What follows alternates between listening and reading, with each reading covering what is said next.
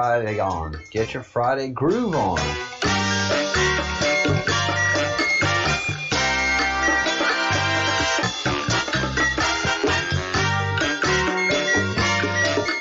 You know what we want.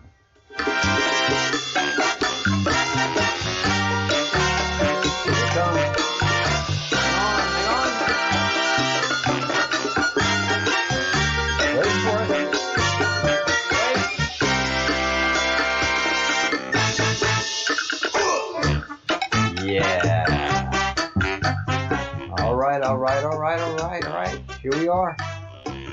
It is the Breadcrumbs Project, a unique journey into the spiritual, into the transcendental, into the astrological, without any frustrations, and a great amount of open minds, which just makes this so worthwhile to every one of us involved here. Stuff we talk about here is wide-ranging, intense, and feeds the soul and feeds the mind.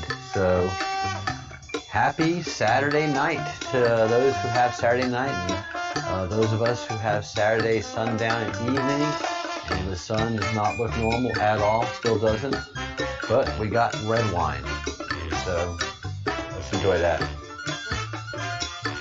Albay. Albay is a fantastic Rioja, as you see right there, and it's got the little holographic label, and it's Cosecha 2018, Cosecha Hecha, made in 2018. It was pulled from the grapes pulled from the vine, and it was made to wine 2018. Not held very long and then released.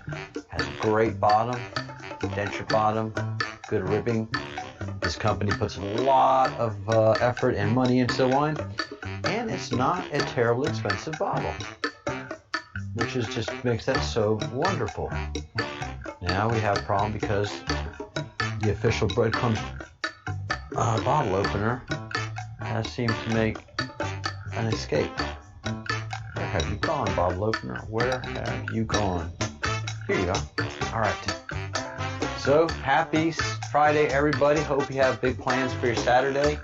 We will not be transmitting tomorrow. Tomorrow we take off. Tomorrow is the Sabbath, and I rest up and recharge. And I hope everybody else does as well.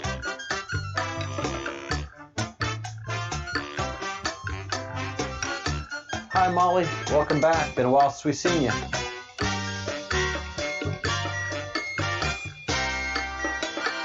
Oh yeah, we have our daily vino here. Some people are gin and tonicking it, others are beering it, and some people are fruit juicing it. Others are teaing it. Some are just watering it. Major storms. Where are you, Molly? Where in this wide world are you? We have people from Great Britain. We have Fitzsimmons, who is in the American Northeast. He's enjoying coffee. Oh, that's right. You're in Bulgaria. That's right. And as you taught me, Bulgaria is part of the European Union, so I shouldn't have any trouble getting over there, visiting, spending some euros, ... Uncle Scorp, you're in Belgium, right?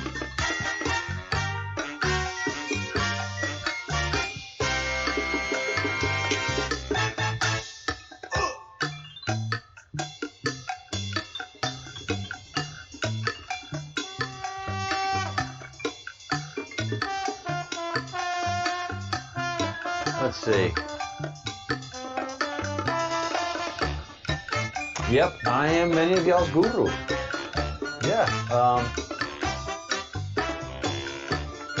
You assign a guru. A guru does not say, I am your guru.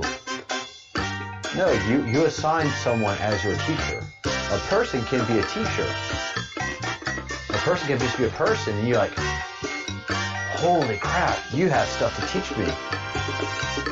You're my guru. Teach me. And you don't have to be a guru for a life.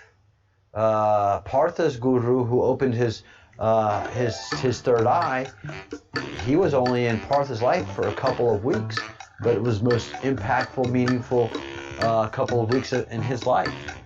And Partha and I are gurus to each other. We teach and learn a lot from each other. So it's a process.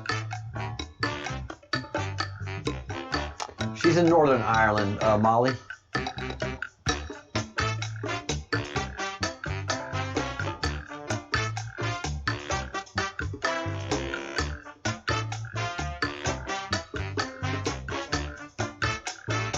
Oh, okay. So y'all didn't get into the Euro.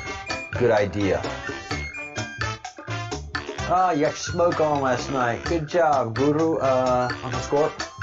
Guru Scorp.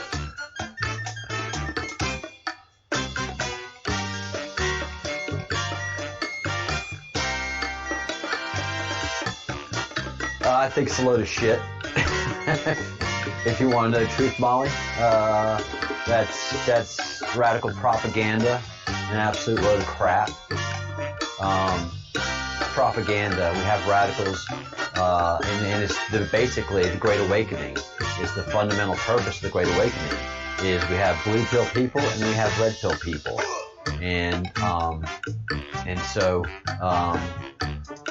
there's going to be a hate and disdain for American leaders, especially a strong leader like Donald Trump.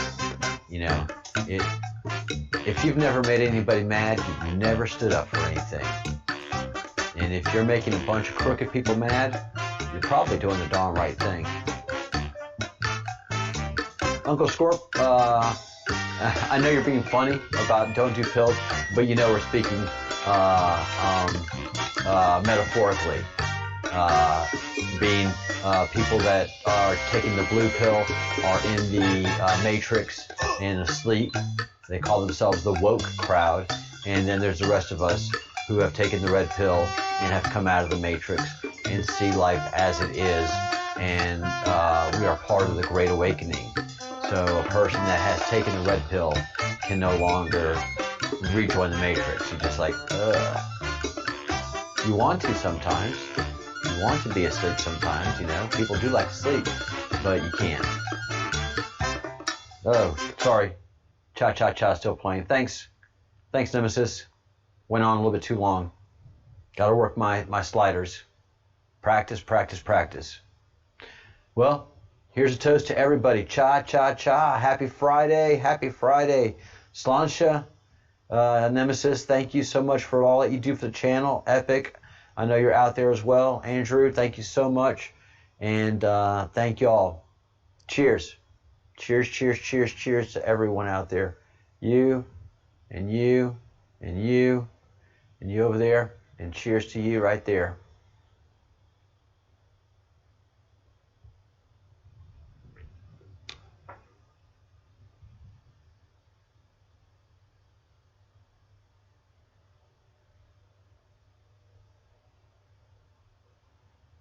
Probably one of the greatest. Donald Trump is one of the greatest trolls. Oh, he'll just drop something and have everybody chasing it. Oh, he's great. Thank you, Maria. Thank you, Nemesis. I mean, he is just a master of control. 4D chess, no doubt about it. His brain, he just has so much knowledge and so much experience that his brain just moves so much faster than so many other people. And he never has to put himself in the position of, how will this impact my future earnings? He doesn't have to worry about future earnings. He's got real estate. He's got some of the finest real estate in all of the world. I mean, his golf courses alone are worth billions and billions and billions in real estate alone. I remember somebody said somebody controls Donald Trump because they gave him $4 billion. What the hell is he going to do with $4 billion more? It just means more headache and taxes he's got to pay. You know, you just don't give somebody $4 billion. It's not like, you know, here's keys to a safe. If you're going to give somebody $4 billion, that's got to be transferred electronically. You know, so thinking somebody bribed Donald Trump with a $4 billion gift or a $4 billion loan is comical. You have bankers begging for Donald Trump business. Donald Trump is famous in the banking world. Famous. In the 80s, everybody was going bankrupt because of Jimmy Carter and his bullshit. The sweater. Turn down thermostat, put on a sweater. So when that came around, Donald Trump almost went bankrupt, you know, on his real estate holdings that he had. And he told the banks, you know, if I give you this property back, you're going to have to sell it at a loss. Stick with me, guys. I see a turnaround coming. I see this election coming along the way, and this new guy that's going to be president is going to help turn the country around. And believe it or not, everybody's going to hate this when I say it, but Donald Trump is one of the guys that saved New York City. He was one of the guys that really promoted that Big Apple campaign.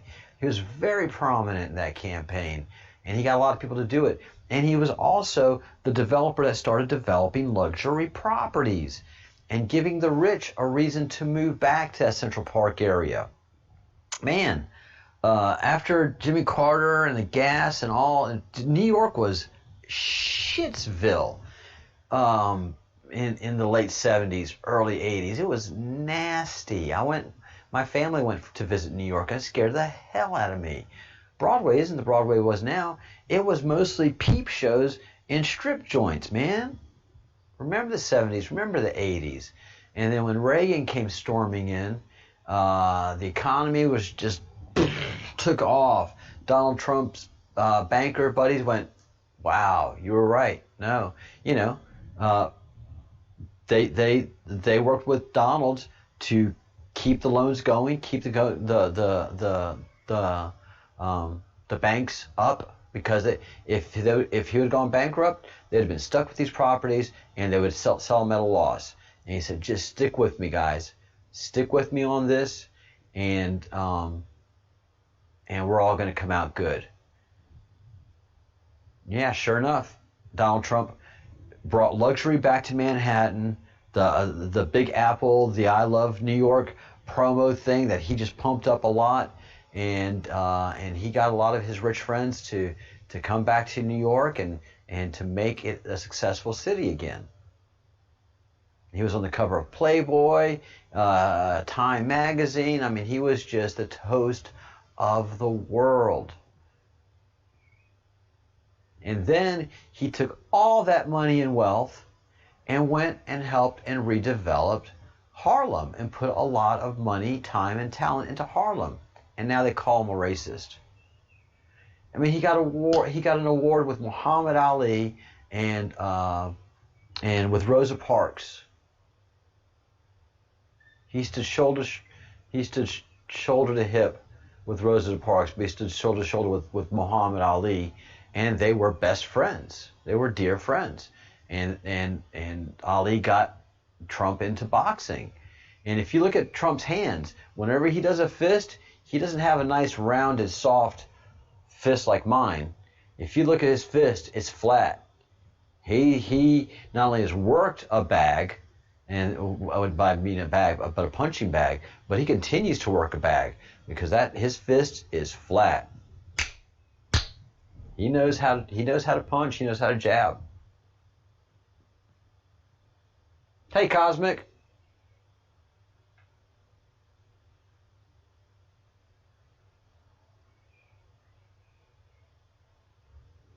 Oh, yeah, there's still AI.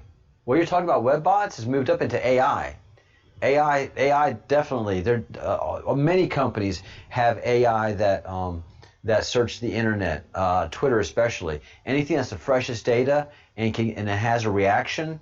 And again, Twitter, Instagram, Facebook, AI searches all of those things and can make excellent predictions as to what's happening, what's going to happen. Cheers, Cosmic. Welcome back. We missed you.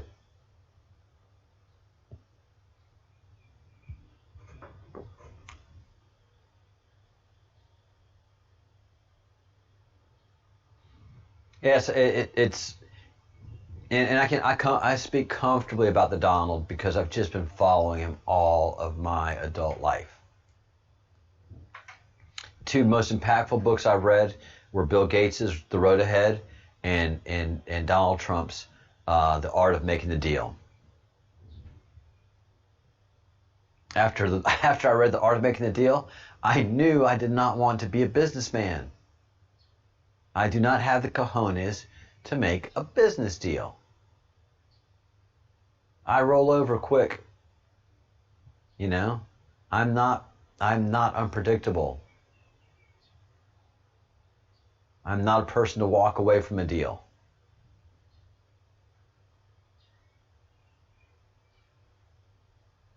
Hey, Annette. Yeah, he's definitely well, you know, if you take a look at Trump, he has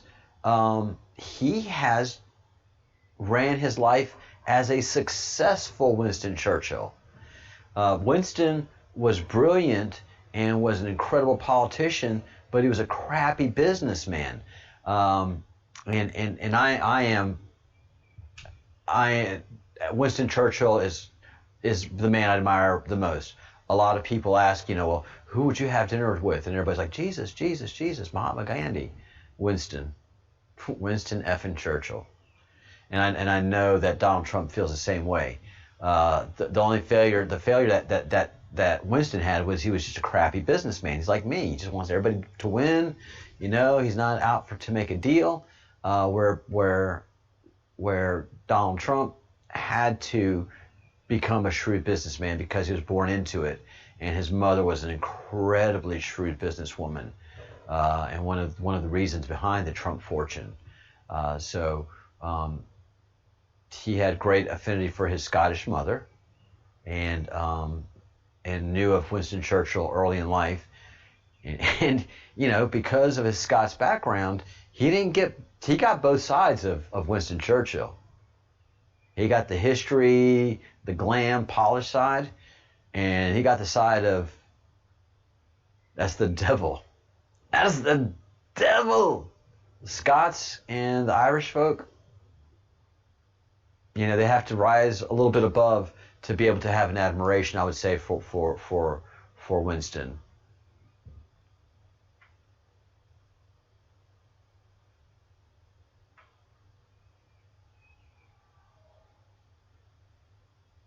Yeah,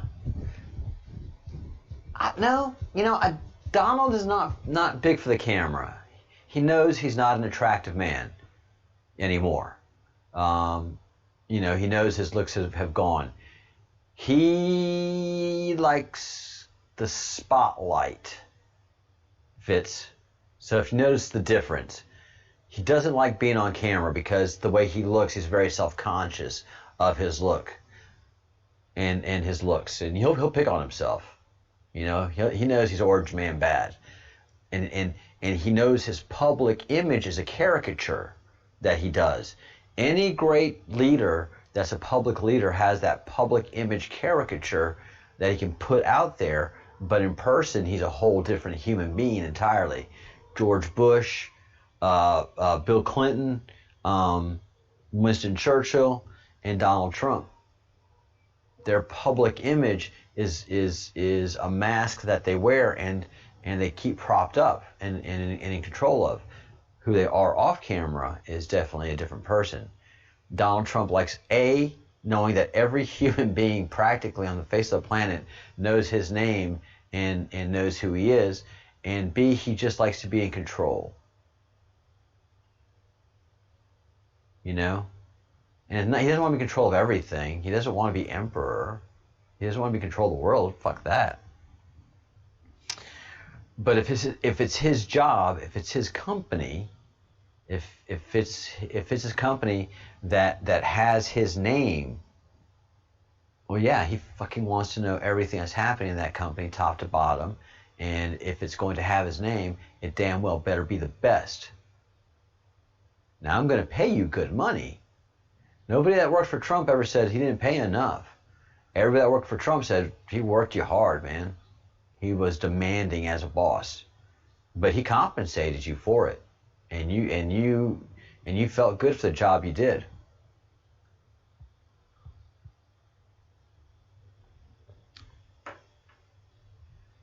Yeah, I hate it when Wi-Fi's disappear. Oh, Lolita Express. Trump was never on Lolita Express. Uncle Scorp, if you're saying that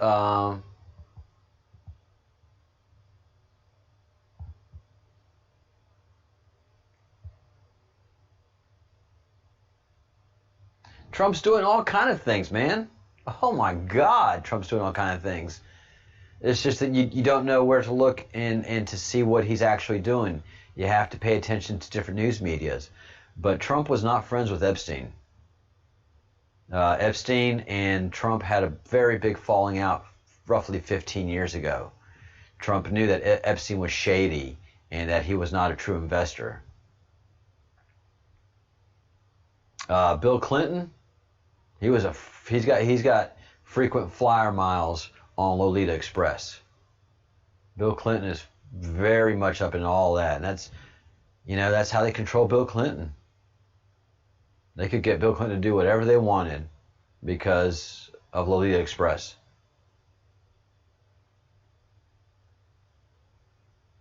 Yeah, they had a big, very public falling out. It was big. It was big news in Manhattan.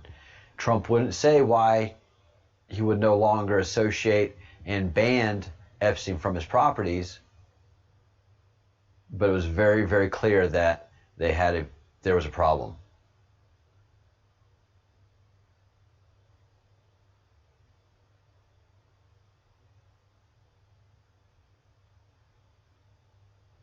And the best thing, if you want to know exactly where Trump got all his public relations training, I know most of y'all heard before, it's when he did WWE wrestling. You know, if you're going to train for a job, if you're going to train for a public relations job, crowd control is your bread and butter, man. I mean, oh God, I was watching some old BBC tape on the YouTube machine of actors, stage actors and stage actresses, and in the 1920s, 30s, 40s, 50s, and 60s, when theater was grand and magical, and who wanted to go to a movie? You wanted to go to a grand production. If you could go to New York or London to catch theater there, I mean, my goodness. And one of the most difficult things about doing live theater is there's a fucking audience there. There's people that have moods, and they're not a laugh track. It's up to the script and the actors to get the desired reaction out of a play and out of the audience. I mean, you just have no idea how difficult that is. You have no idea how incredibly frightening it is to step out in front of an audience and perform a play. I've done it, and it sucks, man. I always liked being behind the stage and doing the lights and the sound. That's why I can do all this technical stuff here. I have theater experience, and as you can tell, I'm a bit theatric in the things that I do. But for Christ's sake, man, getting in front of an audience and trying to do theater and you're trying to be funny and that nobody laughs, or you're trying to be dramatic and people are snickering, or you're trying to give an impassioned part of this play and you just see people yawning and looking away and actually people sleeping, is horrible. It is just horrible. So and that's for me from an amateur. And I've been in plays. I was very lucky in plays that were very successful and funny, not because of me, but because of just the great director that we had and the great cast and crew that were involved. And I knew what it felt for it to be an on night. And when you're in theater and it's on and it all works, it's better than sex. Oh God, it's good. Yeah, that good. And that's why people do it. I mean, it's intoxicating to make an audience laugh, cry, think, be moved. And so one of the great dames of theater was talking about the audience. And she says all too often, the young actors say, well, the audience was off tonight. And she always says, do you think it was the audience that was off?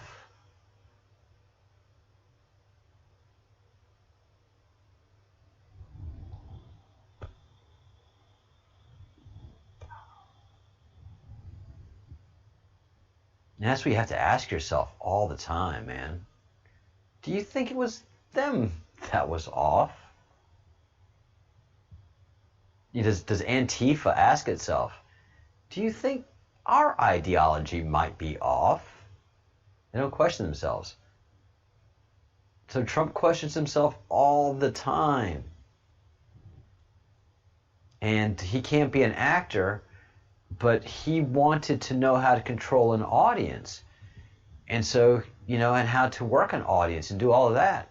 So he was bullshitting one day with Vince McMahon, the owner of WWE, and Vince said, you work out, you box, Donald, come on, let's do a show with us, do a script, do a line with us, and do a whole storyline, and we'll take you from evil billionaire villain to the dark hero, and finally to the good guy. You're going to be the guy that the crowd's going to cheer for. And you can see Donald going, no one's going to cheer for a New York billionaire. No way, Vince. There's just no way. And Vince is like, I've been doing this for years. Like Stan Lee. Stan Lee. Just everything that he did in comics and in cartooning and in movies, he pushed for such quality that even the rough Spider-Man cartoons from way back when are still popular. Spider-Man does whatever a spider can. It's still catchy. It's like the old Batman series. So Vince McMahon said, no, watch. By the end of the story arc, whether we do a 1 year or 2 year story arc, and it's got to be a long story arc, because we have to introduce you as the bad guy, and then the story is going to change, and it's up to you, Donald. We'll give you the anti-heroes, but you have to control the audiences by your actions, and you have to listen. You have to listen. We may set it up for tonight to be the night, but tonight might not be the night. Tonight you may have to still be the bad guy if you don't feel that audience click and change. The Rock, everybody knows The Rock now, but he was a wrestler, and he started out as a heel. And he continued, and he was a heel when he became the world champion, and he was wrestling one of the greats, and it hadn't been determined pre that match who was going to win, but there was a feeling that they wanted the new young guy Rock to win. But the old warrior can say no. You know, he's the general in charge of the ring, and if he feels like The Rock hasn't won the audience over, then in that championship match, he's not going to give him permission for the win. This is all very choreographed and orchestrated, guys. Wrestling is visceral in feeling. It's fake, it's planned, but the feelings from the audience are real. And there was a point in that wrestling match where Rock and the old wrestler knew by something, a gesture that The Rock did, that the audience was with The Rock. And the wrestler gave the nod and said, "Let's do this. You're going to win this match tonight." And as The Rock will tell you, that's just one of the greatest nights of his life. And the same thing happened with Donald. The story arc ended where, you know, Vince McMahon, the boss of WWE, and everybody liked Vince, and he was funny, and he was great, and he was giving everybody awards. Well, in this story arc, Vince had to become the bad guy. So Donald Trump comes in and says, "You know what, Vince? Screw you. I'm buying the WWE from you." And Vince is like, "What? You're not buying this company. This is my company, and these are my people, and I'm going to fight you, Donald Trump. Oh, yeah, well, I'll see you in court," and blah, blah, blah. And the story arc went on for a year and a half. It was great. It was great. I mean, Donald Trump would come in and yell like a billionaire at Vince McMahon, and Vince McMahon was everyday hero. "This is my company, and I've built it, and I'm saving it." And then suddenly, in the story arc, the guys came, some of the wrestlers came to Vince, you know, and asked for some basic things. And Vince is like, "No, this is my company. You can't have that kind of stuff. You haven't worked hard. You haven't earned it. You haven't even been here long enough." And that's when Vince started becoming the heel. And that gave Donald Trump if it's my company, you guys are going to, you know, be well taken care of. All the people that work for Trump Towers, and they're very well. "Well, we like you, Mr. Trump," and Vince is, "You can't take my wrestlers from me," and da da da da da. "Well, you can't. You know, this is a free country. America's a free country, and people can do what they want to do." And it culminated into Vince McMahon and Donald Trump, Madison Square Garden sold out, you know, wrestling on the sideline and doing some moves, and it was just great. You know, and Trump ended up like, "I don't want anything to do with you, Vince McMahon, and you know, you got good people working for you. You should recognize that. And I'm going back to doing what I do, which is real estate. And I'm going to have a successful TV career, and I'm going to be bigger than WWE with The Apprentice." You know, it was just great, man. It's great New York drama. It was good stuff. But in that story arc, Donald Trump figured out how to get an audience to love you and hate you, and even hate you but love you. So the success to one of the most successful TV shows of all time, a TV show called The Apprentice, would it run for 12 or 15 years? Donald Trump made a killing off of that. God, he made bank off of The Apprentice. And you know, the tagline from that, "You're fired." And everybody loved it, you know. You know, somebody cooked something bad. "This is crap. You're fired." You know, you didn't do something. You're fired. That was great in the 90s and in the early 2000s. You know, everybody loved Donald Trump then. I mean, not a whiff of racism. Through all of that, not a whiff of it. Not a whiff. Not a whiff of white supremacists. And he's one of the hardest working men at the time of the world. He was a billionaire with his hotel and an apartment empire. They were doing constructions, Trump construction all over the world, and he was managing a multimedia empire with The Apprentice and all the spin-off shows that were going off with it. You know, hard-working man, and then he just threw out all the way, ran for president, and won. Never done any politics his entire life. Ran for president one time and won one time. He's going to run for president twice and run and win twice. Biden has run for president 3 times and never even gotten close, and suffering from dementia. Watching Biden right now is just so sad, guys. It's terrible. That is senior abuse what they're doing to that man. Oh yeah, man. Yeah, if you can't engage in a dialogue, first thing you do is name call. I do it. I do it. So, yeah, Trump knew it was going to be bad because of, the Bush derangement syndrome. He had no idea how bad it was going to be, and that just made him pull up his pants a little bit more, and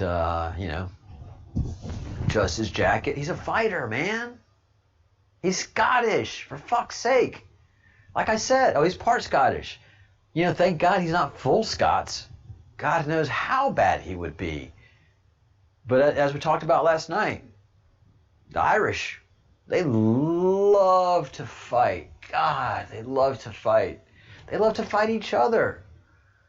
They just take cuts at each other and tell each other just the horrible things, and it's just the funniest thing.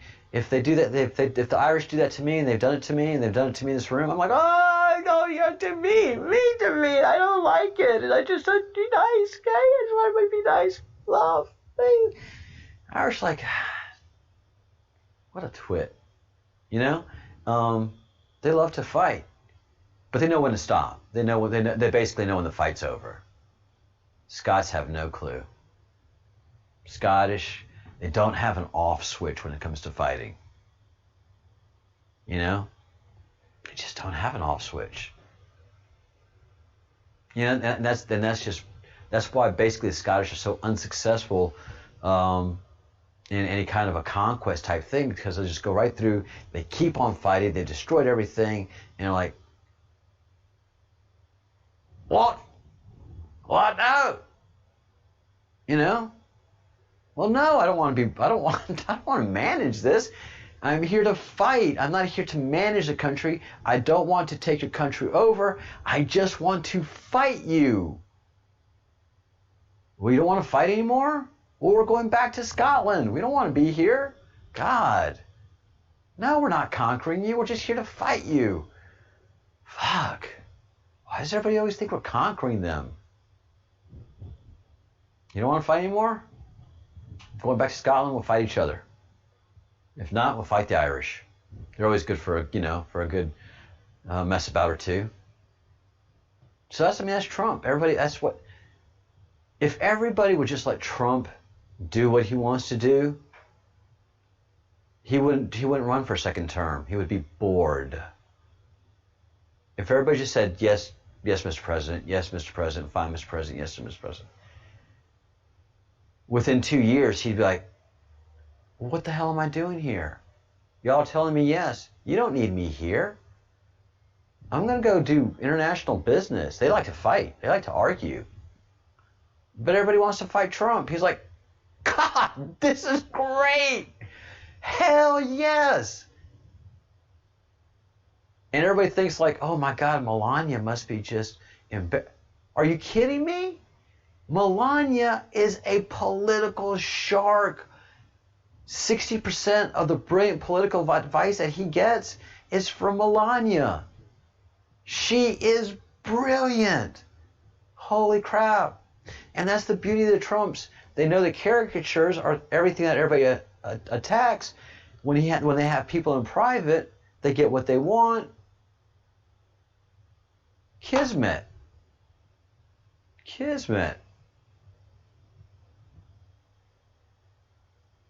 Oh, have a great weekend, Fitz. We're not going to be here tomorrow. We'll be here Sunday, and we look forward to your reports on the sun and the upcoming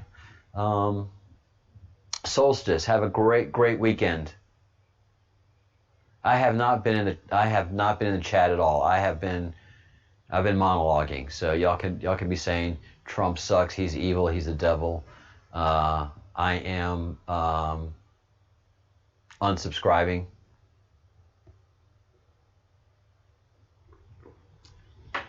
That's a good name for a cat, Kismet.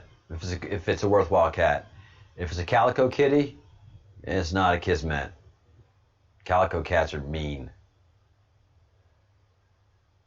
Thanks, Maria. Cheers to you. Ching ching. So yeah, I just love watching Trump work, and I can't admit that to too many people, y'all. Unless I know it's a closed group, or it's a group that knows how much experience I have politically. That is okay with me talking, and those are very few and close friends, and certain family members. I can express these things. Anybody else would just be like, "What do you say? He's the Antichrist. He's the devil. He doesn't know what he's doing. He's an idiot." He's an idiot? The inside of his personal plane is much nicer than the inside of Air Force One. Air Force One has certain amenities like, missiles and bombs and shit. But no, man. He took a little bit of a step down when he got Air Force One in many ways. Like, there's all kind of gold and exclusive leather, and the carpet is always, just finely combed.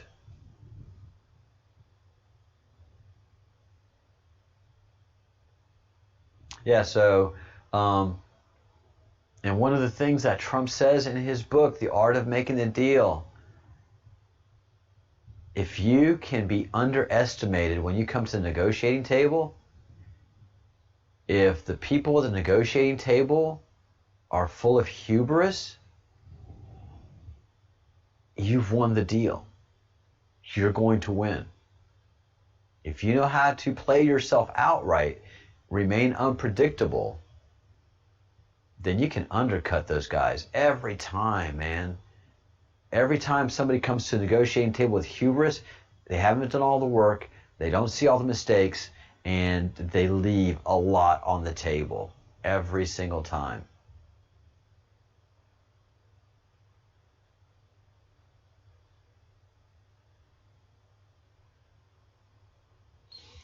And there's a bunch of stuff that y'all are talking about in the commentary thread I have no idea about. Hey, Transform.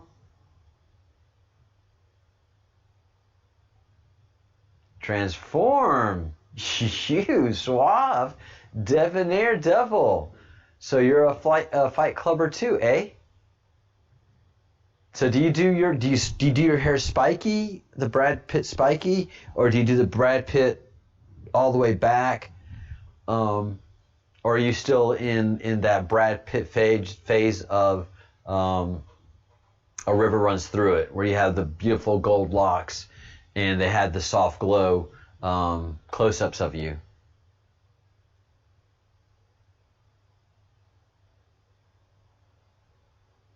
I mean, I'm not man-crushing on you or anything, Transform.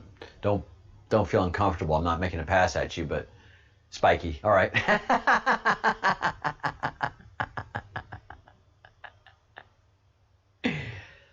I didn't see Meet Joe Black. I didn't see it. There's a certain point there that Brad's politics started to interfere with my view of him as an actor.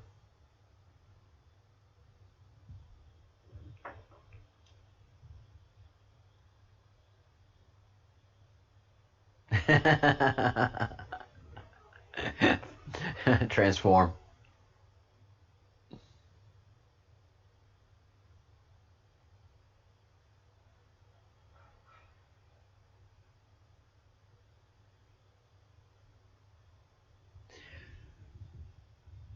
Well, Nemesis, how can you complain about your poor little cocker being a pest and a pestilence to you?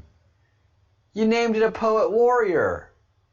What do you expect it to do? It's got to fall on its sword at least 4 to 6 times a day.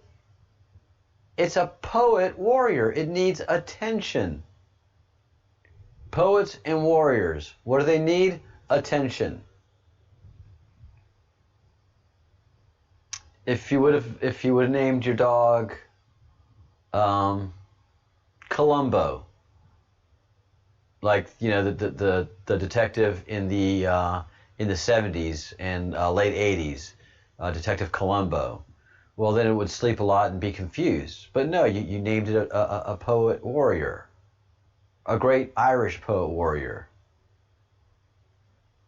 What's it supposed to do? Bush funeral, the envelopes, don't know anything about it. Haven't heard about it. Oh, Anthony Hopkins is the bomb, man. If Anthony Hopkins read this power bill, the power bill here for my power that I have to pay for the apartment, it's 2 pages and one is front and back, I would be thrilled. And it's in Spanish too, so he's got to roll the R's. Fucking Anthony Hopkins. So no, I don't know anything about the Bush and 2 envelopes. Uncle Scoop.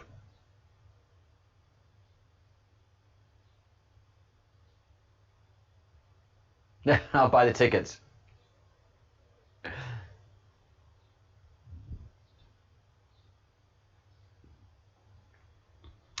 No news on the disappearance of Tom Hanks.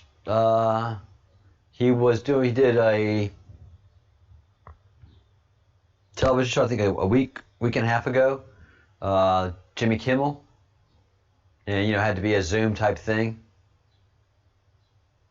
So I think he's still there.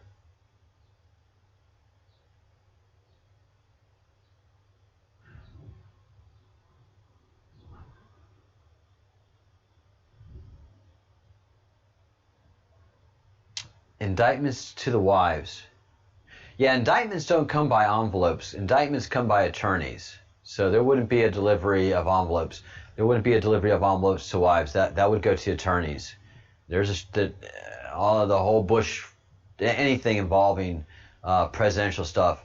That goes if a subpoena is delivered to you, it's not delivered to you personally, unless you're playing a fucking game like the Clintons like to do. It's delivered to your designated attorneys. So I don't know anything about envelopes to wives, and an indictment is never, or a subpoena is never in an envelope. It's unfolded for you to see. I've been subpoenaed. It sucked. God, it's humiliating.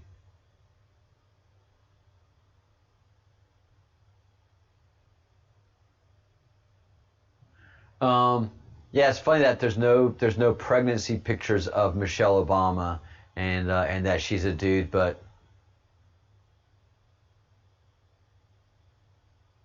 yeah, nah. I mean, it's just she has too long of a history, and very well known since childhood, and her family is very political in Chicago.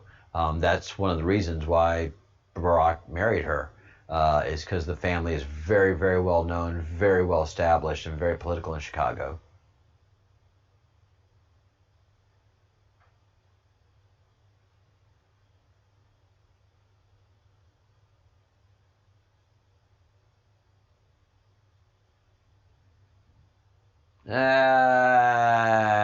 Too cloak and dagger for me, Molly.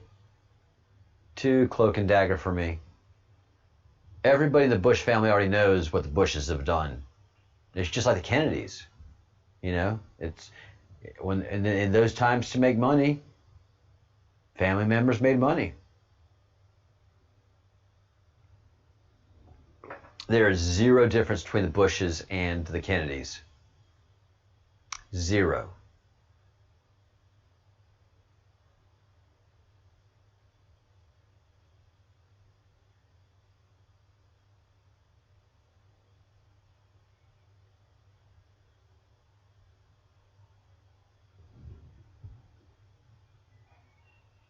Yeah, they have it all.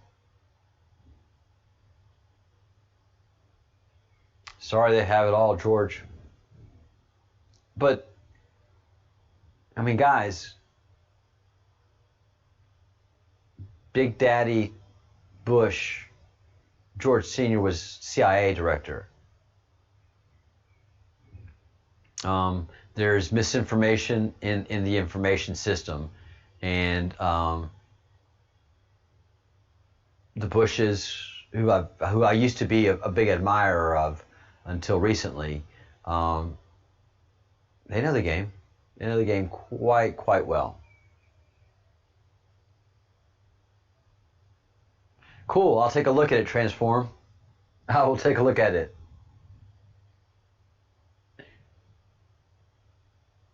But yeah, I mean, any of us in government know that any of our communications. I mean, I was in IT in a federal department for 12 years, network engineer.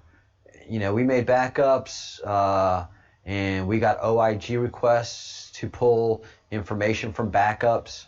The OIGs don't have servers themselves they pull material of, but they can make requests of different departments, to pull that information. I never got subpoenaed as a when I worked for a federal department. We had FOIA requests, or we had an OIG request, and we'd grant them access. We'd take a backup from the dates they requested, restore it to a mailbox, give them access to it. They'd pull the information that they'd want from it, and they'd request us to go ahead and delete the mailbox, and boom. Yeah, so that's how you follow breadcrumbs. That's how you follow the money. So any transactions that are done, it depends on whether the deep state owns you unless you get away with it, or you own the deep state and you control how all that stuff is played out. The Clintons are the only ones that have gotten away with the crap they've gotten away with. The Bushes could never get away with any of that stuff.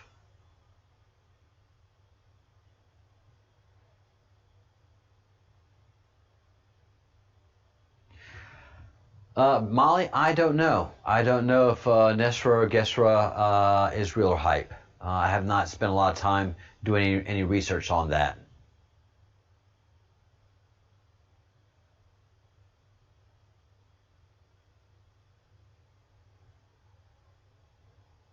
Jeb got his ass handed to him.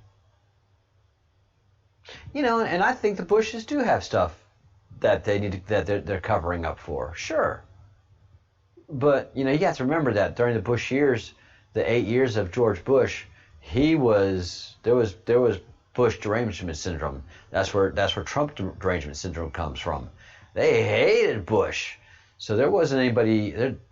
The Bush family didn't get much, if anything, out of government because everybody was looking to just nail George Bush and Dick Cheney so bad. They hated those people, hated them.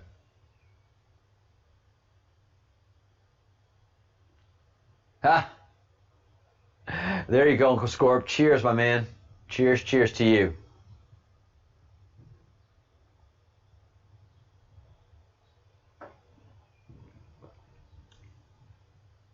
"9/11 was not an inside job. 9/11 was brilliantly executed by Osama bin Laden. That was, yeah. And did we know it? Did our government? Hell yeah, our government knew it. But under 8 years of Bill Clinton, they didn't want to rock that boat. They didn't want to get involved in not terrorism stuff. They were above all that fray. The peace dividend, if you remember the Clinton peace dividend, where he was able to cut tons of money from the military for the peace dividend, and there was no more terrorism, all that kind of stuff. And then, 4 months after the Bush presidency began, boom, one plane into World Trade Center 2. And then another plane, boom, World Trade Center 1. At that time, my girlfriend worked for Michelle. Bin Laden was not powerful enough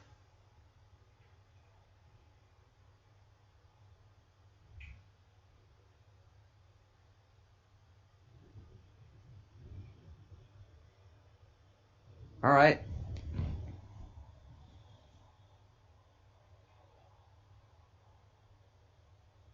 He died a year or two after 9/11. Then we kill him a few years. Doesn't matter when he died. He orchestrated it. And the time when I was working, when 9/11 happened, my girlfriend, who ended up being my wife at the time, worked for a demolition company. And this demolition company is one of the demolition companies that does implosions. So they do, weaken the steel and do implosion stuff. As a matter of fact, the owners of that company, because they not only do demolition but they do debris removal, the owners of that company flew to New York City the day of 9/11 and drove and got to Ground Zero and had as much as their equipment shipped over to Ground Zero because they knew the shit mess that it was, because they do implosions and they were watching it happen live.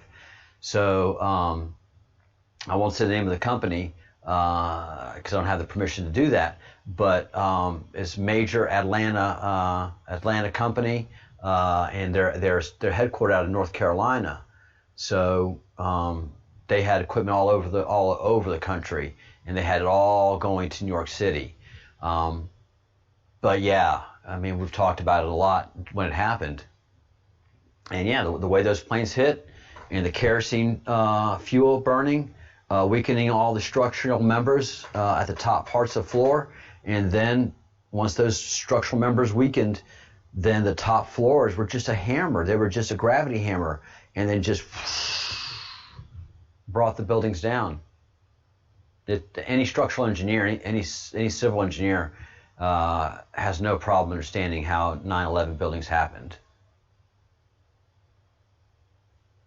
Again, Building 7. What's so great about Building 7? Yeah, I mean, you have massive fire and debris and damage and subterranean damage happen. When those structures came down, you had a ton of parking lots underneath the World Trade Centers. All that collapsed in, and yeah, Building 7. There were government agencies in there. You do all of that, you kill thousands of Americans to take out one building? No, guys, that doesn't pass the sniff test. It was a brilliant, well-planned job by Osama bin Laden and Al Qaeda, and we were asleep during that time. We were very ignorant. Our federal government was. They were playing those games that they did during the Obama years, that this group couldn't talk to that group, because NSA knew by all the chatter that Osama bin Laden and Al Qaeda was planning something. And when it hit, I mean, everybody knew, man. Within the second building, when I heard that the second building got hit, I knew it was a terrorist attack. The first plane could be an accident. How in the fuck that is, we don't know. But when the second building hit, we knew it was an attack. And I watched it live, so you guys can go on all you want about it. No, it was an inside job. Man, you can't keep a secret in government anymore. That's why the alien programs are managed by private businesses. Government cannot keep secrets. Even if you're in the intelligence agencies anymore. Everything's leaked. Sorry, guys.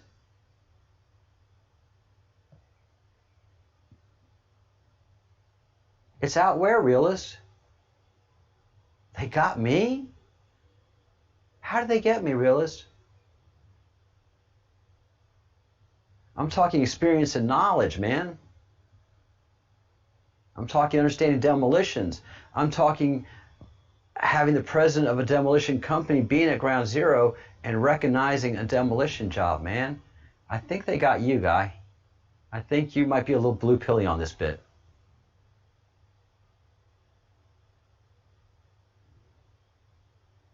They were preloaded with explosives. They didn't need to be preloaded with explosives. No. Again, that is something that has not that doesn't pass a sniff test. No. How do you preload a building with explosives? I've worked in buildings. I've done cabling and repair in buildings, you know? And it's not just explosives, guys. If you understand how to do demolition, it's not just explosive. You have to acetylene torch weaken the members that you want to have the explosive take out. So it's not just the cutting charge. That has to be cut out as well. So they had to have acetylene torches and then put explosive charge, but you don't need that. You don't need that.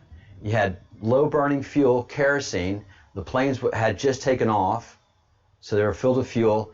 They hit, and that kerosene goes throughout all the building, and all the sheetrock and desks and paper in there is just a nice inferno, and it weakens those structural members, guys. Those structural members on the top floors are weakened, and they give out, and then the top floors are just a nice big hammer pushing down. And of course, it's not going to go bam, bam, bam. No, it's just going to...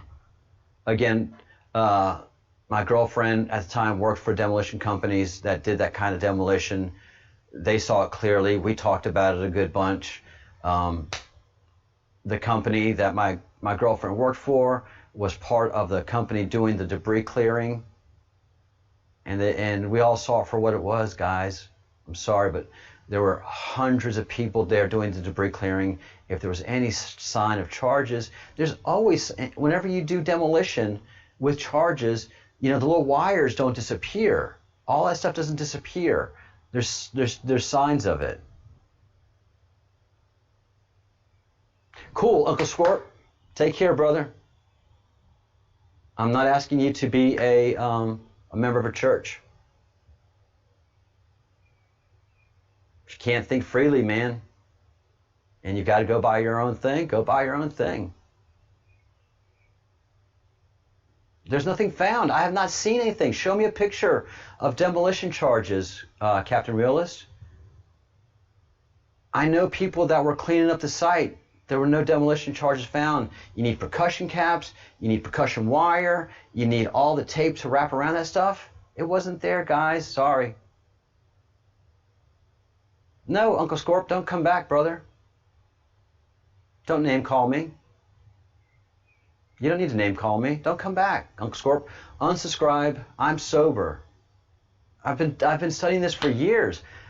Holy crap, I'm the American in the bunch with government and military service. Uncle Scorp, how much military government service do you have in the United States of America? How many people do you know that were at ground zero and cleaned it up, Uncle Scorp? Captain Realist? Yeah, I'm hot.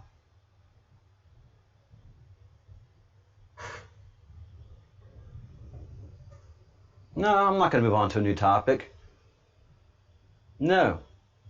I've got too much years and experience in this, and I'll stand up to the argument. I'll stand in the breach of this. This is my country, and this is my government. And I know we do stupid shit, but we're not going to kill innocent people in the Twin Towers. If there was a single American that did that and then saw the pictures of the Americans committing suicide rather than burn themselves, sorry guys, we don't. There's an American capable of doing that. Antifa is capable of doing that. But people that work for the government of the United States, especially in the secret government, the secret ops, those are the most, when you dedicate your life to the secret ops, CIA, I know those people. Those are the most American, Bible-loving people in the world, except for the ones that are in Langley. Those are a bunch of Ivy Leaguers. All the gang in Langley, they're not ops, they're analysts. You know, I'm not. Don't block Uncle Scorpion. He can say whatever he wants to. Don't block him. Go off. Say what you want. It's fine. I don't care. I'm not asking you to be blocked. If you're rude and insulting to anybody else in the thread, I'm not looking at what you have to say, Uncle Scorp, frankly. But I'm quite sober, and I've been doing this for, let's see, What time? When did 9/11 happen? 2001? Was it? And what year? We are 2020. So it's been 19 years. I've studied this deeply, and I've been able to study everything else and create the Breadcrumbs Project and see the end of times and present it to you guys clearly. And all of a sudden I'm a dumbass when it comes to 9/11, and I'm the American in the bunch.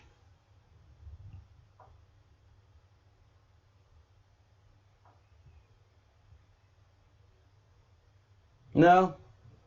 People think that 9/11 is an inside job and can't come up with any proof. All they do is, like NASA, just come up with a bunch of words. Comets are made of ice.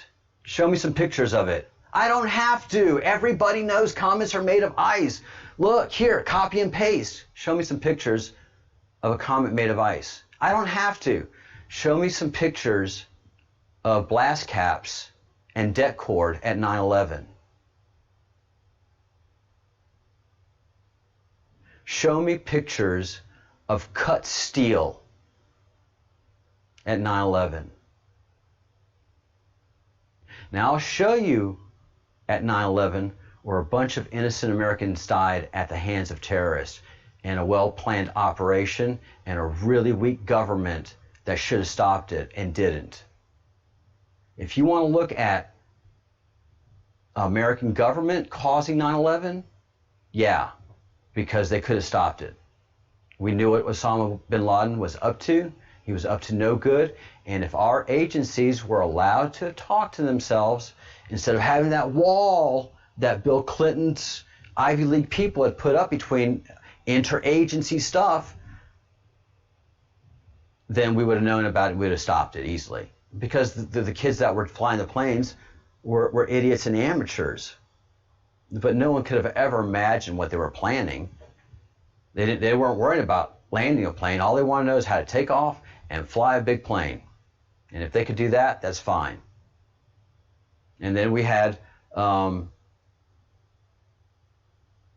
great Americans, Todd Beamer, and all those other great Americans who sacrificed their lives and committed suicide so that a plane wouldn't go and attack Washington, D.C.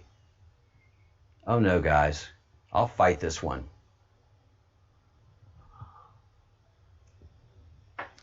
I don't give a fuck if Building 7 was a controlled demolition or not. It doesn't make beans difference. And no, of course not. Yes, it was. Yes, it was. We've got proof. Sorry. You have no proof. You have words. Show me pictures. Post pictures. You guys are like NASA. You just have a bunch of words. I've got experience, man. I've been in this for 19 years since the day it happened.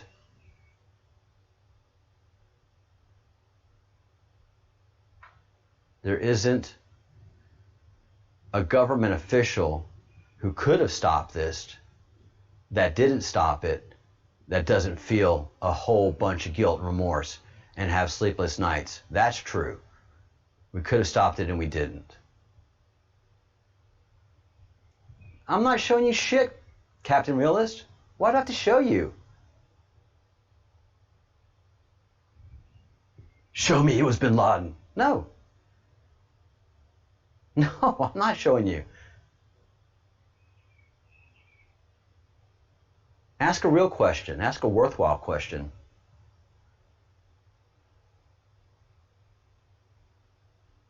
I like Scorp too. That we disagree on something fundamental doesn't mean I don't like him. Like I said, don't ban him just because we disagree. You guys don't want to hear what I'm saying, man.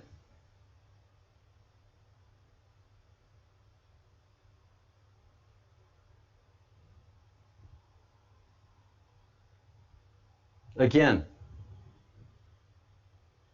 there's 000 proof. There's a lot of words, a lot of conspiracy that it was an inside job, but no proof. And again, none of y'all work in government and have worked for government and understand the workings of government. Yeah, deep state sucks. It's evil. But if there's one person in government And if there was 50 people, if there's 1,000 people of government involved in killing innocent people like that, they'd rat each other out. You got to apply common sense, man. Just because you work for the federal government doesn't mean you don't have family, doesn't mean you don't love people, doesn't mean you don't care. I mean, everybody that's doing the deep state investigation on Trump thinks they're doing the right thing. Everybody in government thinks they're doing the right thing. What right thing was it to bring down the trade centers? Tell me, Captain Realist, what's the end game? What was the big win to kill 3,000 innocent Americans? Follow the money. Tell me what was the big purpose of it?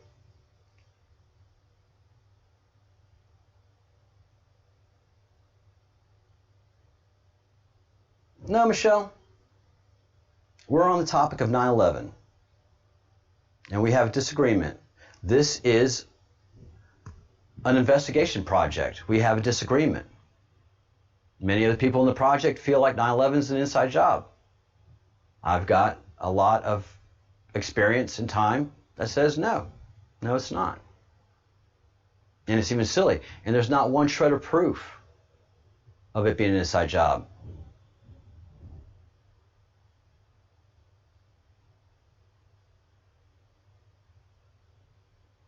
Hide missing trillions? Who's looking for the missing trillions? There's missing trillions all over America. No one's looking for it. When's the last time we've done one audit of the Pentagon? We're not going to kill 3,000 Americans and blow up a building 7 to hide missing trillions because no one's looking for the missing trillions. No one was looking for it then, and the Bush administration sure wasn't looking for it. So that wasn't a reason to kill 3,000 innocent Americans. No, I live in Spain. USA is not too much in my heart. I'm a pragmatic. I am calling half of my country, the Antifa, people, bunch of slackers and losers. I need proof. I have brought you guys proof of comets not being made of ice. I've called NASA a bunch of liars. I've called JPL, the two biggest things in America, liars. How am I too USA? Explain that to me, realist. Am I just right here in this one little thing too much USA? Or maybe you're wrong. Maybe me standing in the breach of everybody disagreeing with me, maybe I am standing on fact and principle, and well-studied fact and principle. Yes. Yeah, sometimes it gets messy, Michelle. Sometimes when you're having a discussion and you stand on fact and principle, like red pillars many times do, like Q people have to do, it makes you uncomfortable. Please go outside. Do not stay and watch this. It's not enjoyable for any of y'all.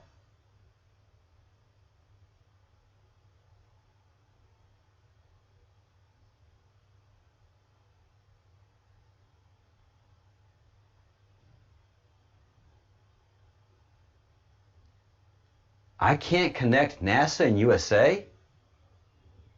This is just a company? The hell are you saying? Come on, come up with a fluid, good, strong argument. Realist, you're making a horrible accusation.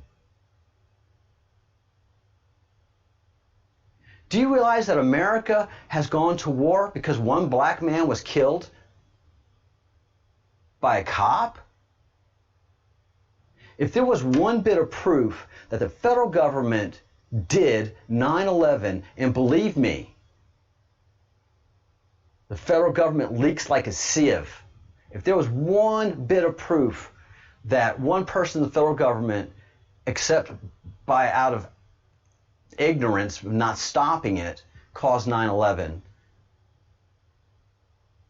don't you think there'd be some fucking outrage, man? Building empty is irrelevant as fuck. That's the thing. Everybody fixates on, oh, Building 7, Building 7. There, you kill 3,000 innocent Americans to take out Building 7? Jesus, man. The federal government's way smarter than that. We can do things better. We do things sneaky.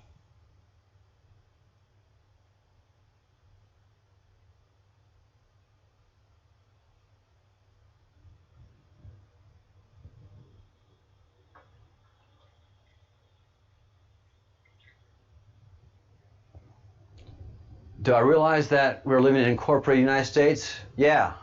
We're run by lawyers of lawyers through lawyers. That's the Constitution. It's an incorporated document. The Constitution is papers of incorporation. We agree to this.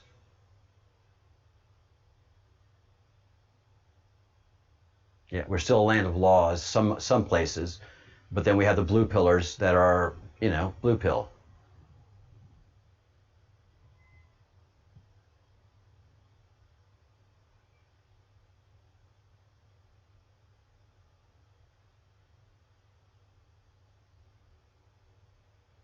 Yeah, every state's incorporated. That's what a government is. You have an executive office, you have legislators, and then you have judicial, and you collect taxes.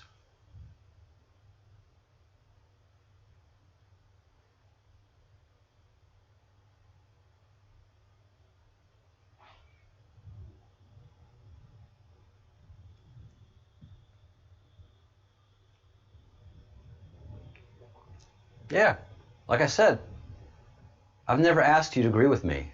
I've never asked anybody to agree with anything. This is a research project. This is not hive mentality. Thank God I found something that you people can disagree with me about and do it strongly. That's how you build respect. Don't want you to agree with me on everything. But I will stand in the breach. I will stand in the breach for something I believe in. Do you get it?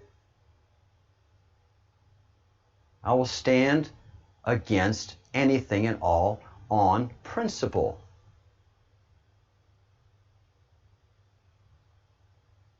When I say I'm Churchillian,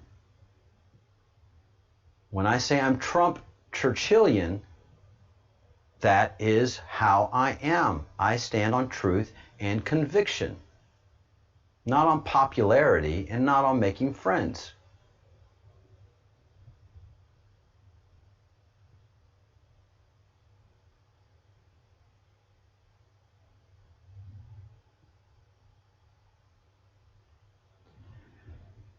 McDonald, Building 7 was not demolished. There was no caps, cords, or anything used in demolition found anywhere near any of the World Trade Centers. It was not demolished. How do we know? Because I know people that went to go clean up the World Trade Center. They were demolition experts in their own right. They would have seen all kind of stuff that you see when you demolish a building in and around Building 1, Building 2, and World Trade Center 7. No, there were no blasting caps, there was no det cord, and there was no remnants of any of the fabric that you need to use to make sure that det cord and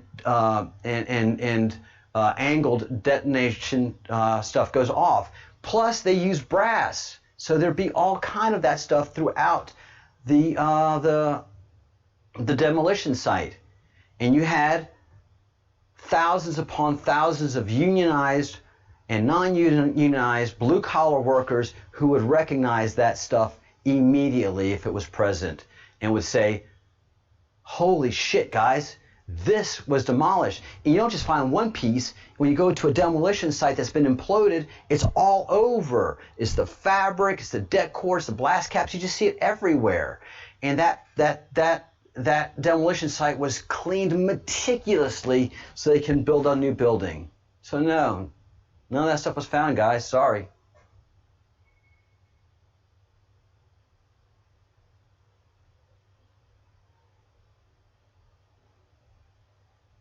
You see, there you go. I mean, Charles, you're name calling me. I mean, Charles, Captain Realist, you're name calling me. You're not showing me any respect. And that's what people that don't have facts and truth on their side do. You name call. I have not called you one single name.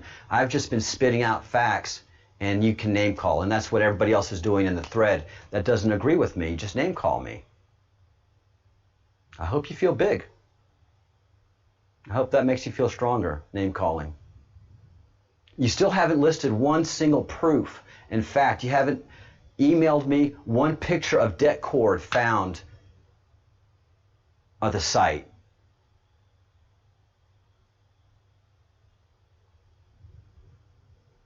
You haven't shown me one bit of fact. All you show is conspiracy, innuendo, and name call.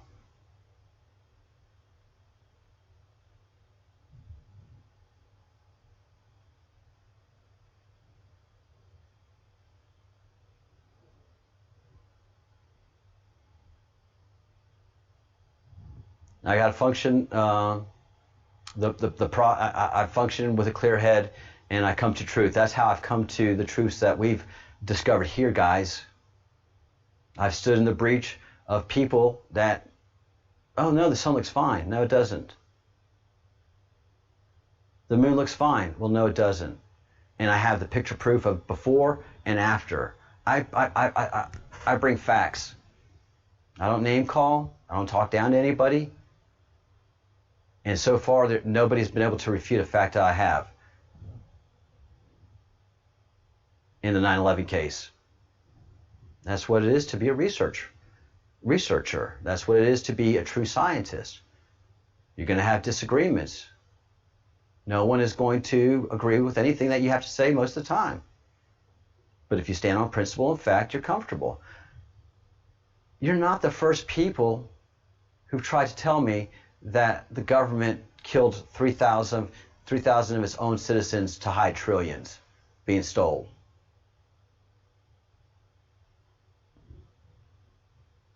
And you know what? It doesn't make a bit of sense, because no one's ever been looking for that money. We all know this money's been stolen, and there's not a single just Department of Justice case opened looking at that. The Pentagon has been one time, and it was the weakest of what do you call it?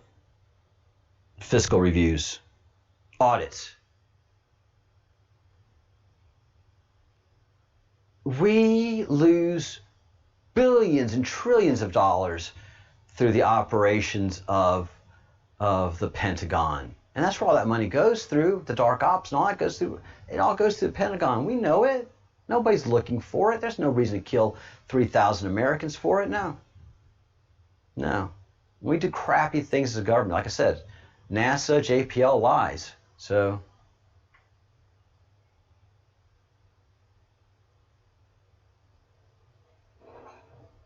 all right.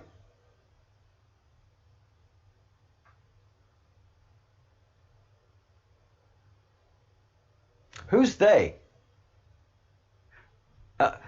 You know so much about these they. How much time have you spent working with military, CIA, and government people? Realist?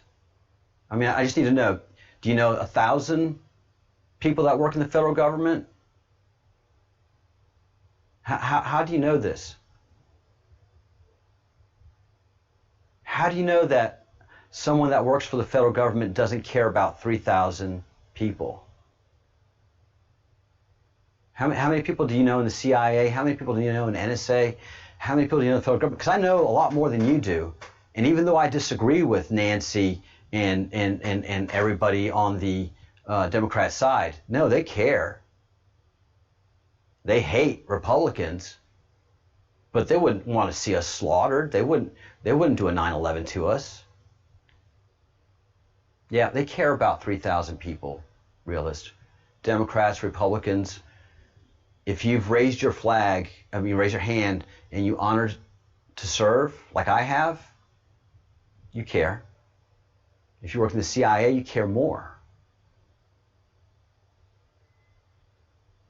Yeah.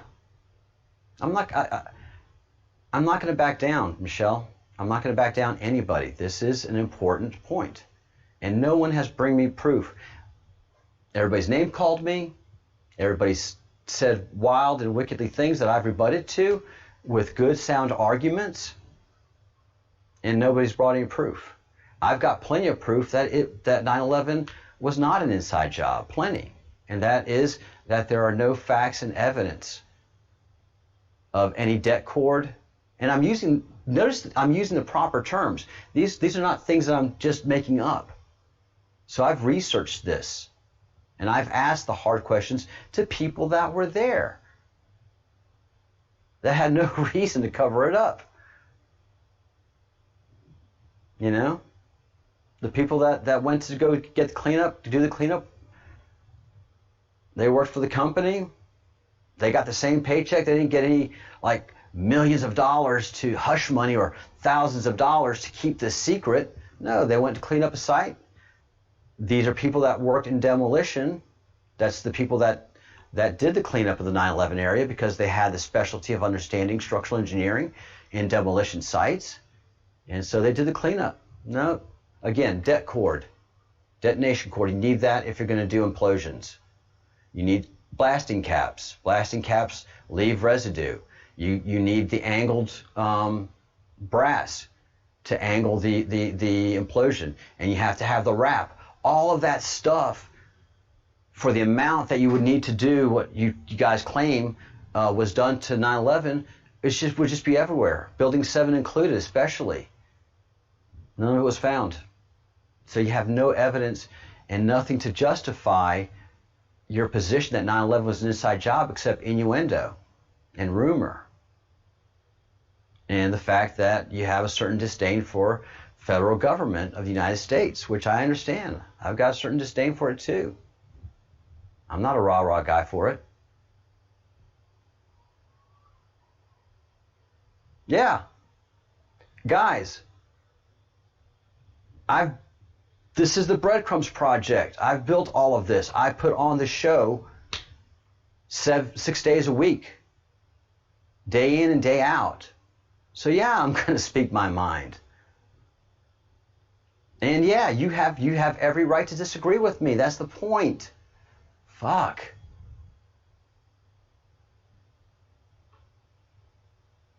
I don't want followers.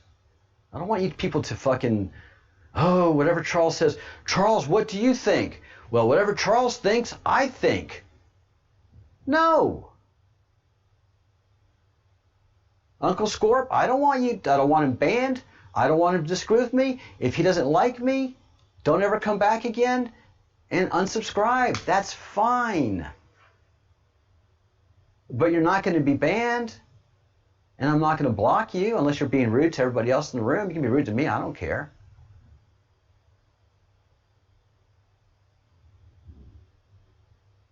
No, it's not all a game.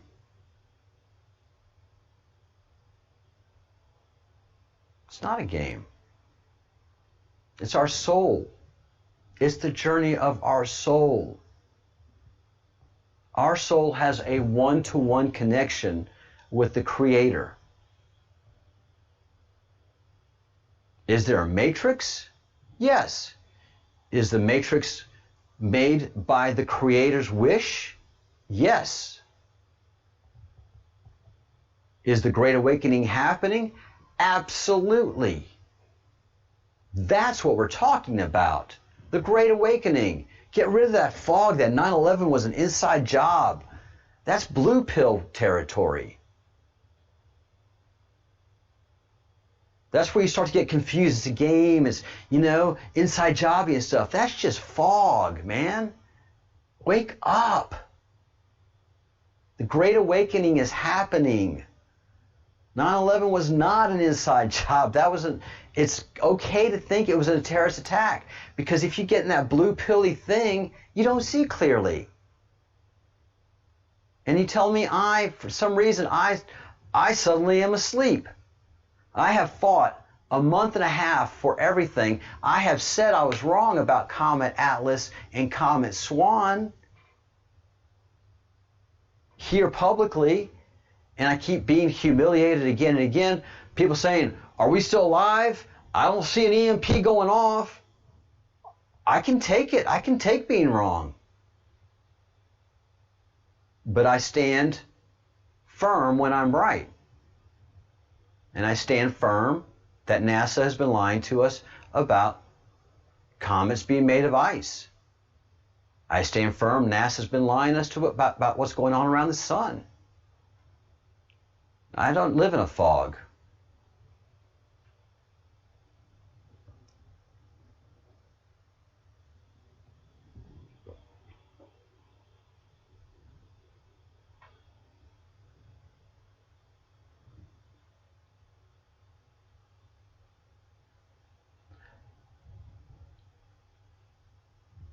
No, 9/11 was not planned. Sorry, guys. I have way too much experience, first-hand knowledge of people that cleaned up the site, State Department experience. Nope.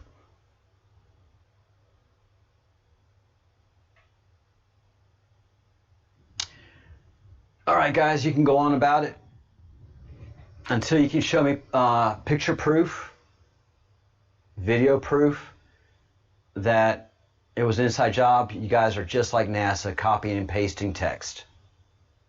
You can come in and copy and paste text all day long from NASA saying comets are made of ice. But the picture proof indicates otherwise. The picture proof of 9/11, and there's plenty of that, of the cleanup of the demolition, clearly says that it was done by two jets hitting a building and hitting two buildings and not accidents, but other demolition that happens when you lose infrastructure like you do when you lose so much of the underneath parking lots of the Twin Towers. And that's how Building 7 went down, with the fires and all of the activity that happened. All right, it is time for us to enjoy the Saturday. I don't mind us disagreeing. Hate the name calling, but it goes with the territory. It is what it is. Little cha-cha-cha time. Time to exit. You guys have a great weekend. The sun's going down. I am going to enjoy my Sabbath starting now. Think good thoughts.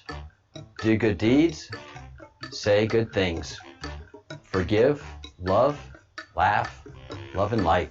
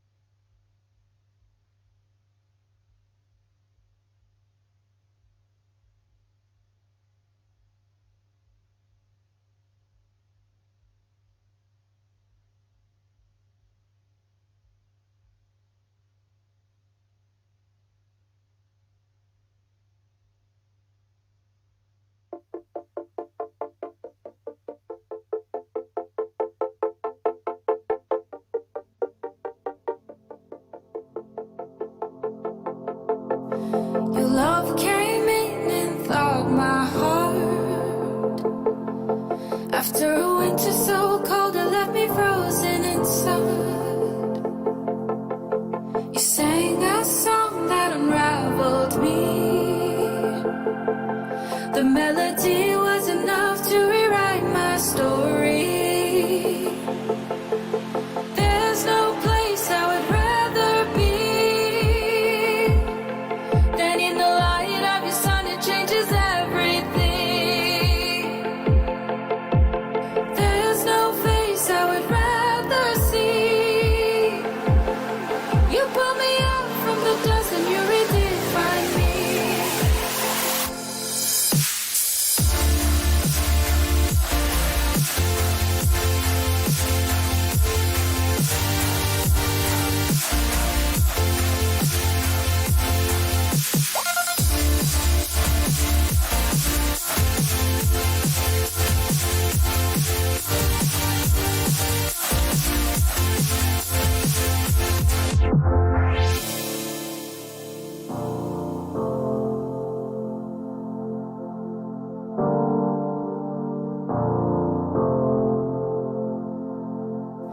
Your love came in and thawed my heart.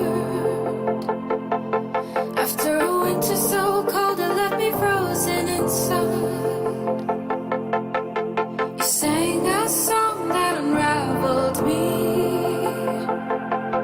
The melody was enough to rewrite my story. There's no place I would rather be than in the light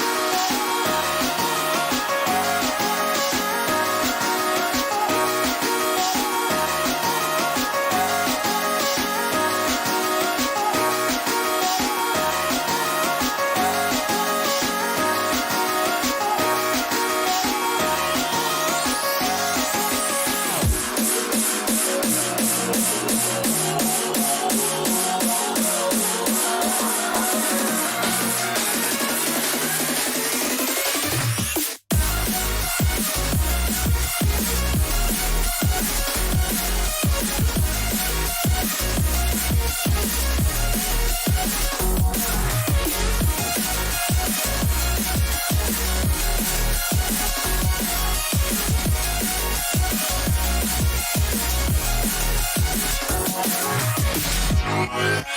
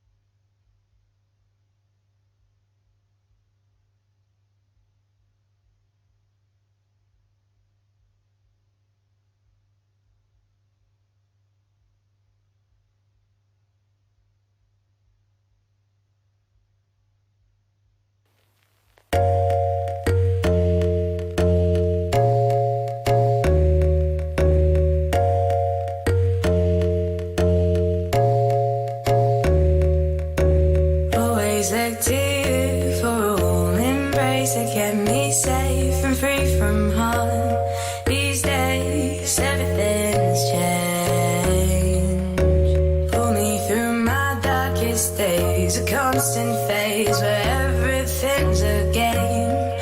Always stuck in that day. And I know you needed me to come back home, but I'm not gone, and you gotta find a way to move on, move on. 'Cause the times are changing, the past is rearranging itself to fit the way that you feel, and you know I'll always find my way back home to you, home to you.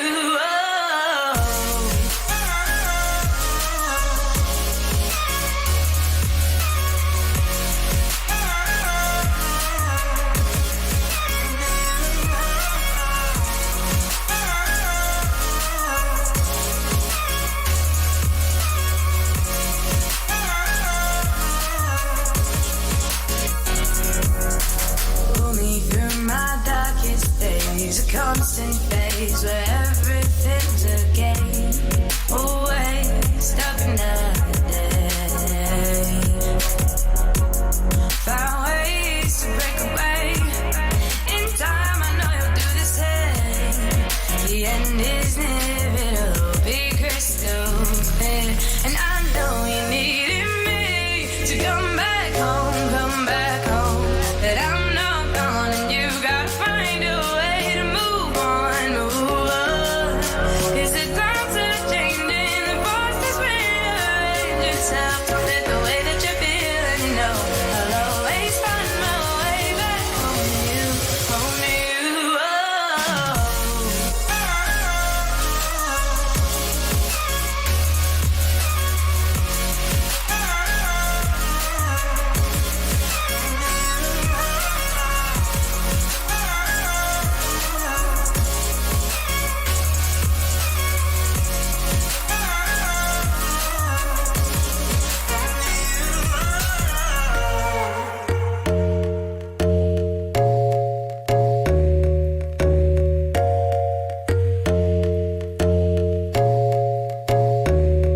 And I know you needed me to come back home, but I'm not gone, and you gotta find a way to move on, move on.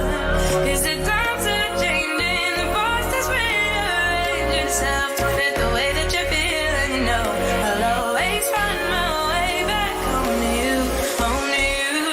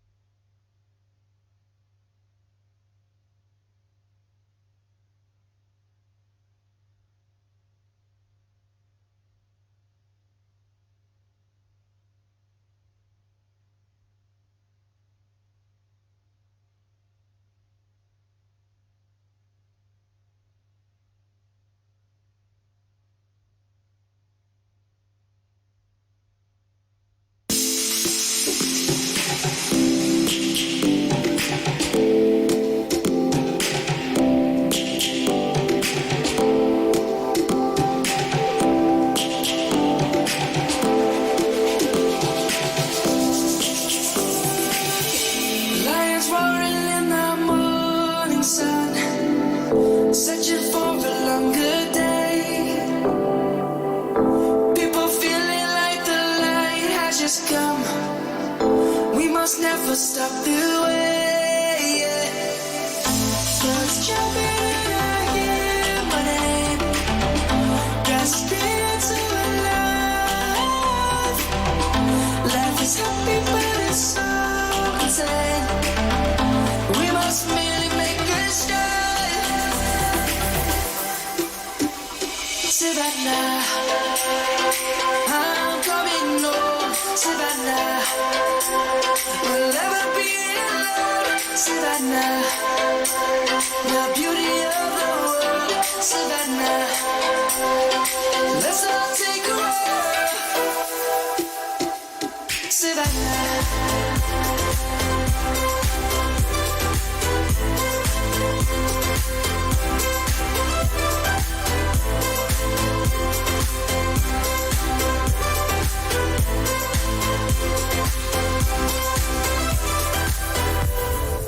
Light is gonna come.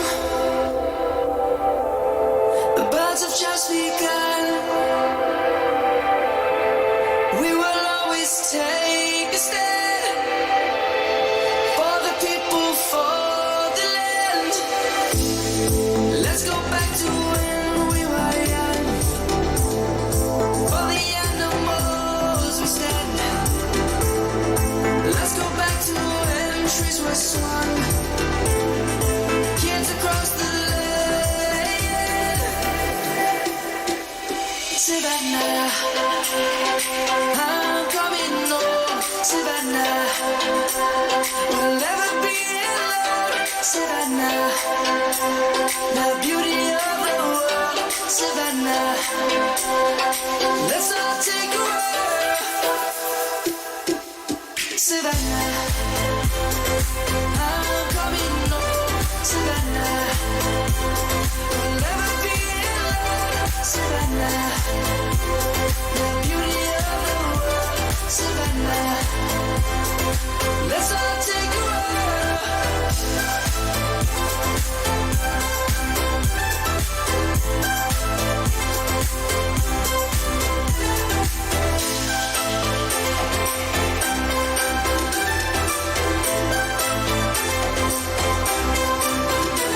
Savannah, I'm coming home, Savannah. We'll never be alone, Savannah.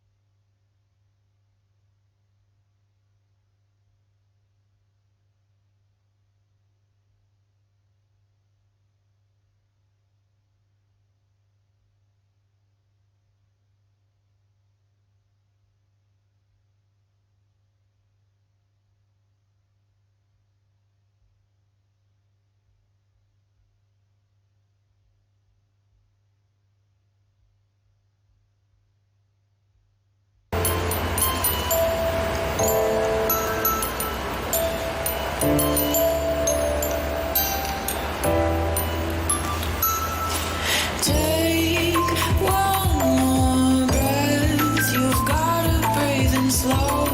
You've gotta let it go. Give it a rest. You've gotta take it slow. You've gotta let me know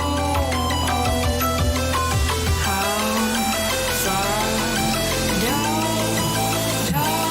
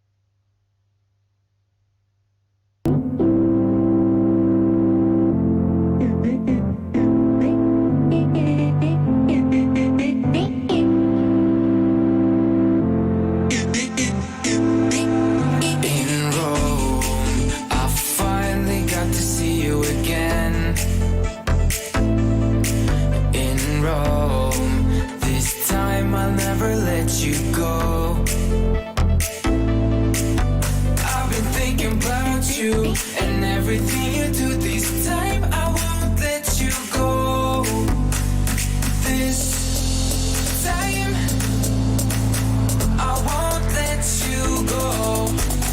The only time when I don't feel like going home is when you stick around and hold me warm. I just wanna be with you, even if you don't want to, girl. You promise you would never let me go.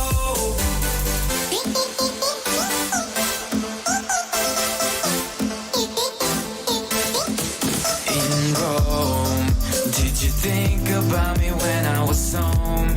You know I felt so alone.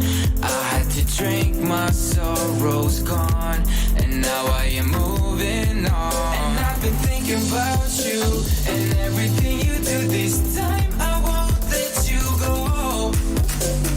This time I won't let you go. The only time when I don't feel like going home is when you stick around and hold me warm. I just wanna be with you, even if you don't want to, girl. You promise you would never let me go. Do you remember all the times we stayed up all night and dreamt about what we could be? You told me it was you and me, but now when you are gone, you won't pick up the phone. So tell me, girl, how could you do this to me?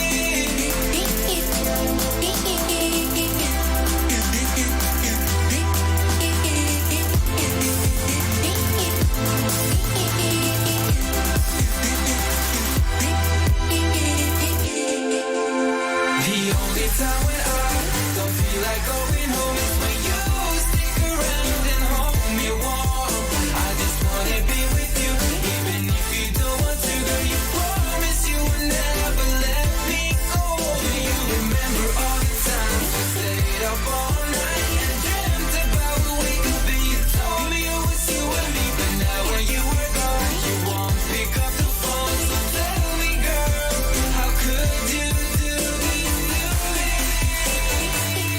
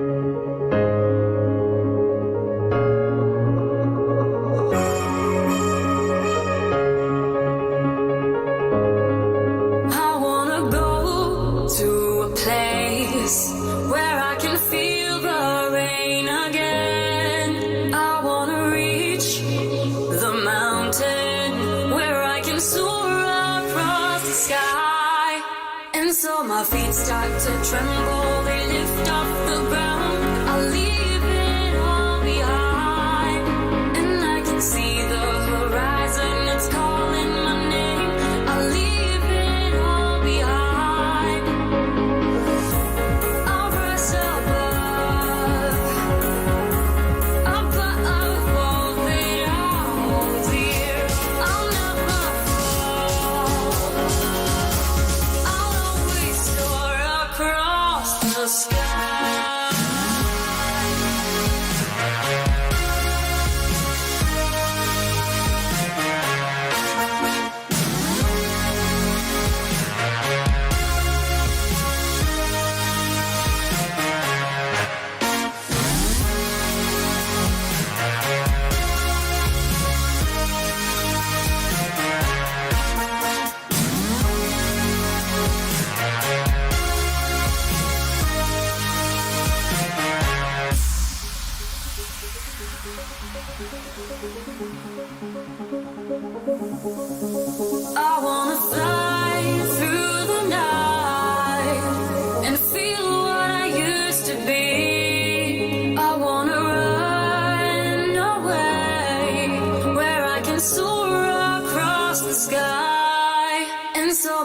start to tremble, they lift off the ground. I'll leave it all behind, and I can see the horizon that's calling my name. I'll leave it all behind.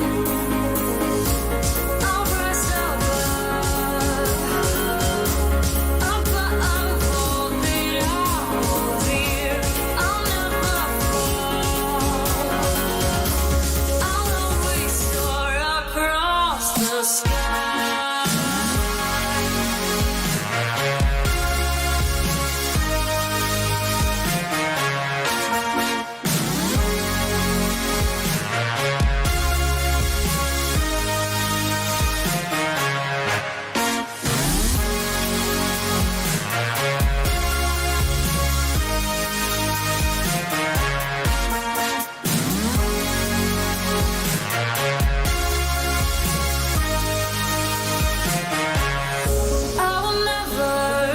I will never, and I will never fall. I will never, I will never, I will never fall.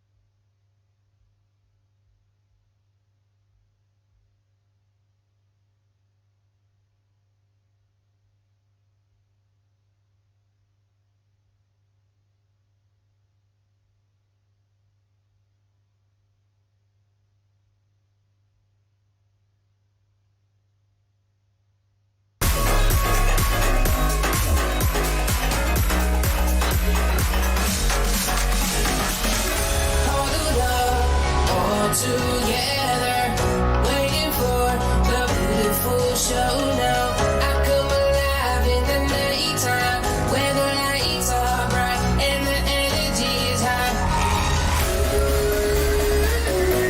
I love to party and I love to dance. You sing with me, girl, just give me your hand and let's get wild.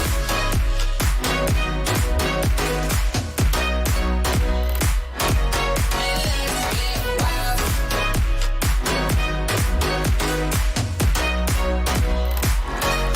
And let's get wild. We love to party and we love to dance. And let's get wild.